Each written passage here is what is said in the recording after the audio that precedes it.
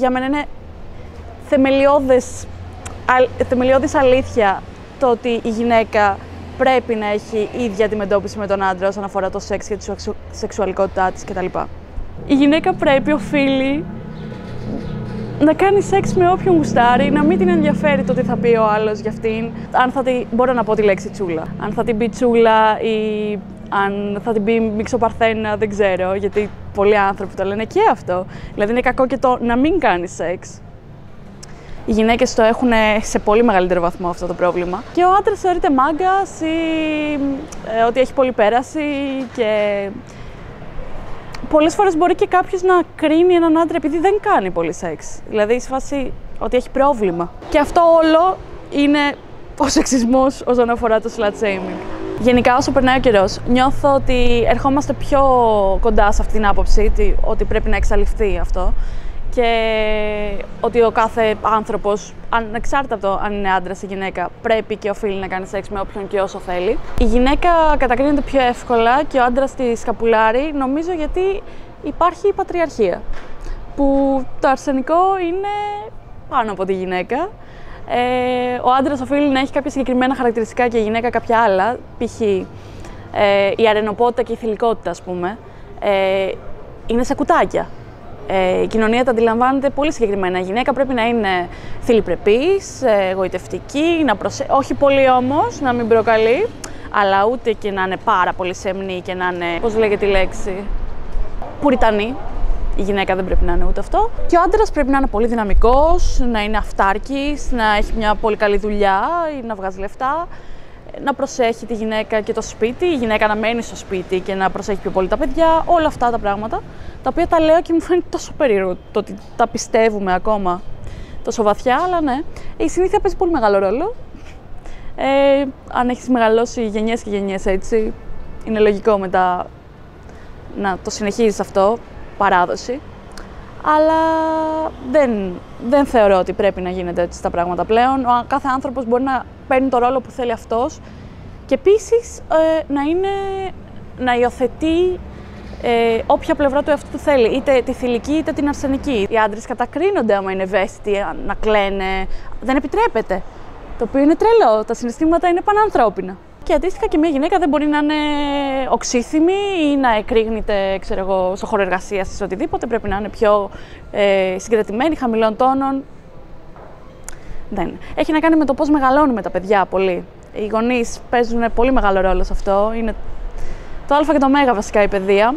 Στα παιδικά παιχνίδια το βλέπεις πάρα πολύ αυτό. Τα αγόρια έχουν full τέλεια παιχνίδια, αμάξια, πολεμιστές. Τα κορίτσια έχουν μπάρμπι, μωράκια, κουζίνες. Πρέπει να το κόψουμε λίγο αυτό. Ο καθένας να αποκτά την προσωπικότητά του χωρίς να έχει να κάνει με το φύλο του. Σέβομαι ότι υπάρχουν πάρα πολλοί άνθρωποι οι οποίοι τους αρέσει πάρα πολύ να κάνουν σεξ χωρίς να είναι δεμένοι με τον άλλον. Να τον δουν έξω σε ένα μπαρ, μ' αρέσεις, σ' αρέσω, πάμε, το κάνουμε. Αυτό για μένα δεν λειτουργεί πάρα πολύ, δεν μπορώ να το κάνω εγώ, αλλά είναι απόλυτα δεκτό και σεβαστό να το κάνει οποιοδήποτε. Αρκεί να είναι κοινή η οπτική και από τις δύο πλευρές, και από τον άντρα και από τη γυναίκα. Τίποτα γενικά να μην είναι forced, να υπάρχει πάντα το consent που λέμε, πώς είναι, η συνένεση. Η συνένεση είναι πάρα πολύ βασικό πράγμα, αλλά εγώ προσωπικά το σεξ δεν το βλέπω απλά ως κάτι σαρκικό. Για μένα έχει πάρα πολύ να κάνει με το μυαλό και ότι πρέπει να υπάρχει μια εγκεφαλική σύνδεση μεταξύ εμού και του παρτενέρ μου. Βέβαια, δεν μπορώ να πω ότι αυτό και τέλος. Μπορεί να μου συμβεί να κάνω σεξ με κάποιον που δεν έχουμε γνωριστεί πάρα πολύ καλά, να μην ξέρω τι άνθρωπος είναι. Απλά λέω αυτό που ιδανικά θα ήθελα να έχω στη ζωή μου. Αλλά επίσης, σεξ δεν σημαίνει και καλά η διείσδυση. Σεξ είναι όλα. Είναι τα προκαταρκτικά όλα. Σεξ είναι το φιλί ακόμα. Είναι τόσο σημαντικό πράγμα. Το φιλί σε δένει τόσο πολύ με έναν άνθρωπο. Δεν έχει να κάνει μόνο με το ότι είμαστε δύο γυμνά σώματα που ενώνονται, το οποίο είναι φοβερό. Το σεξ. Εγώ πιστεύω ότι δεν δένει τους ανθρώπους μόνο σε αυτό το επίπεδο. Γιατί το σεξ έχει να κάνει με την επικοινωνία πάρα πολύ. Και όχι μόνο του σώματος. Γι' αυτό είναι και κάτι που θέλω να κάνω όταν δένομαι με τον άλλον εγκεφαλικά. Γιατί εκεί αποδεικνύουμε το πόσο όντως επικοινωνούμε οι δυο μας. Και το νιώθω πολύ αυτό μέσω της ενέργειας. Γιατί για μένα η ενέργεια παίζει πάρα πολύ ρόλο. Τα vibes που παίρνω από τον άλλον, η άβρα του, όλο αυτό. Και να επικοινωνούμε χωρίς να μιλάμε, να επικοινωνούμε με τα μάτια ή δεν ξέρω, με τις κινήσεις. Δεν είναι κάτι που κάνουμε μόνοι μας, μια ειδονιστική διαδικασία που κάνουμε μόνοι μας σε ένα δωμάτιο με κλειστά φώτα. Σεξ είναι ζωή, είναι το φλερτ, είναι όλο αυτό. Γενικά είναι πάρα πολύ δύσκολο όταν έχεις κάνει το λεγόμενο εγκεφαλικό σεξ με κάποιον, μετά να γυρίσεις απλά στο σαρκικό. Γιατί για μένα αυτό που κάνει το σεξ τέλειο είναι το συναίσθημα που έχει μέσα. Οπότε όταν γευτείς όλη αυτή την ολοκλήρωση σαν άνθρωπος, δηλαδή το ότι κάποιος ενώνεται με σένα σωματικά, αλλά εκείνη τη στιγμή είστε και στο ίδιο μήκος κύματος εγκεφαλικά, είναι πάρα πολύ μετά δύσκολο να επιστρέψεις σε κάτι το οποίο είναι λίγο πιο ρηχό. Χωρίς να το κατακρίνω βέβαια, αλλά νομίζω ότι μια άπαξ και κάνεις έρωτα με τον άλλον παντού, με όλο σου το είναι, μετά είναι πολύ δύσκολο να επιστρέψεις σε κάτι λιγότερο από αυτό. Αλλά είναι και σπάνιο να κάνεις σεξ με κάποιον ολοκληρωτικά, γιατί προϋποθέτει ίσως έρωτα ή πολύ δυνατά συναισθήματα ή να τον ξέρεις τον άλλον πολύ καλά ή να τον νιώθεις τον άλλον πολύ καλά. Δεν χρειάζεται και καλά να τον ξέρεις, γιατί εγώ πιστεύω στην ενέργεια. Μπορεί να τον δω κάποιον και να επικοινωνήσουμε και να κλικάρουμε κατευθείαν μεταξύ μας. Αλλά αυτό είναι που το κάνει ιδιαίτερο, γιατί αν γινόταν συχνά δεν θα του δίναμε και τόση σημασία, νομίζω. Πάρα πολλοί άνθρωποι νιώθουν την ανάγκη να διαπληκτιστούν στο ίντερνετ και δεν βγάζω τον εαυτό μου απ' έξω. Έχω και εγώ πολλές φορές αυτή την... μπαίνω στον πειρασμό να το κάνω. Αλλά είναι πραγματικά χάσιμο χρόνου, ειδικά για όταν βλέπεις ότι ο άνθρωπος τίνει τείχο απέναντί σου και δεν είναι διαθέσιμος για συζήτηση. Σε αυτή την περίπτωση, αντί να κάτσουμε και να σχολιάσουμε αρνητικά κάτι που κάνει ή να μπούμε στη διαδικασία να τσακωθούμε μαζί του γι' αυτό ή οτιδήποτε, μπορούμε απλά να κλικάρουμε ένα unfollow.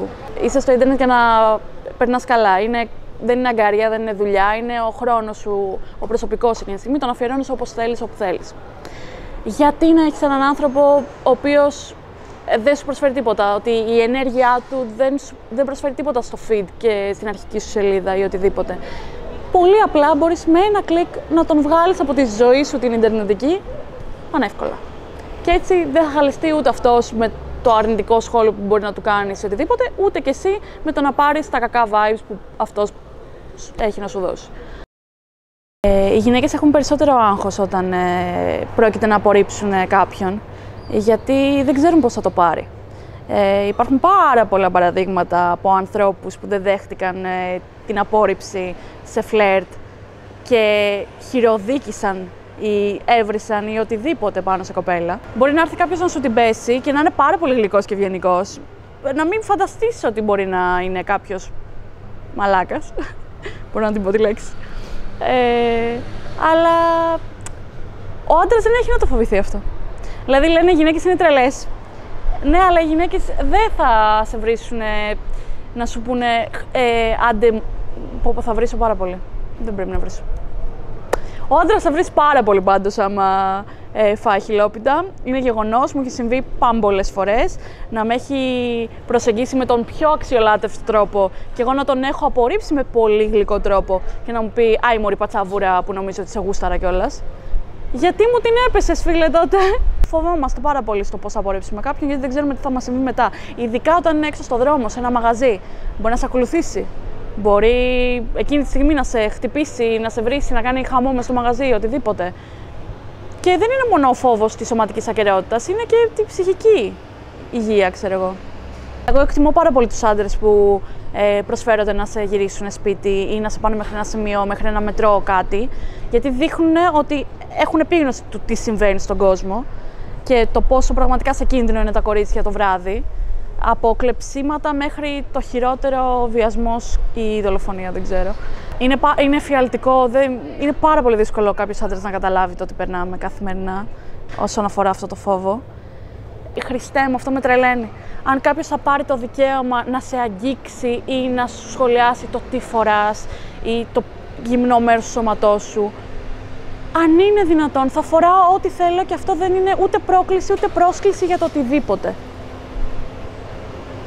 Ούτε για να με σχολιάσεις, ούτε για να με αγγίξεις. Πόσο μάλλον να με αγγίξεις, που έτσι όπως μας έχουν μεγαλώσει, υπάρχει και λίγο η ντροπή μέσα μας το να μην κάνουμε σαματά ή φασαρία για κάτι που θα συμβεί, που θα μας αδικήσει. Το οποίο είναι φρικιαστικό, δηλαδή θα είμαι στο λεωφορείο, κάποιος θα με χουφτώσει και εγώ δεν θα το κάνω θέμα.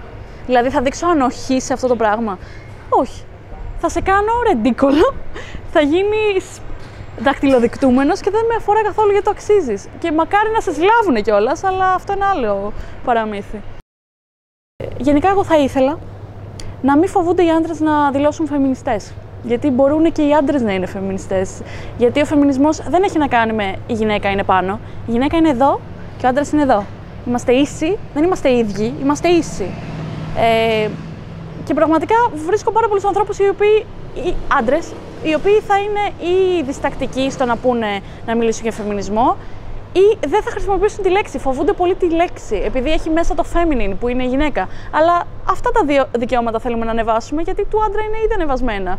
Αυτός είναι η μειονότητα, ξέρω εγώ.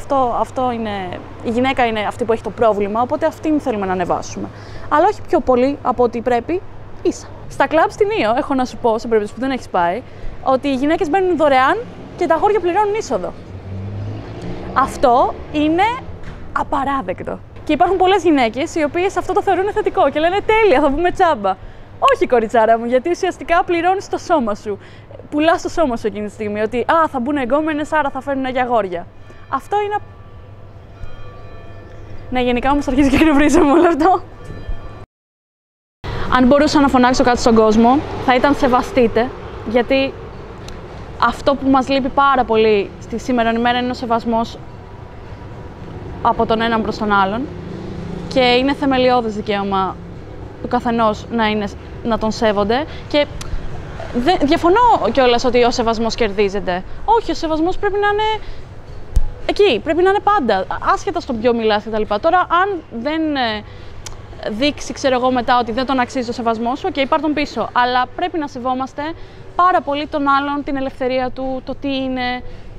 Γιατί αν δεν σεβαστούμε εμείς τον άλλον, δεν θα σεβαστεί και ο άλλος εμάς και μετά χάος. Και δεν θέλουμε να ζούμε σε χάος, θέλω να πιστεύω.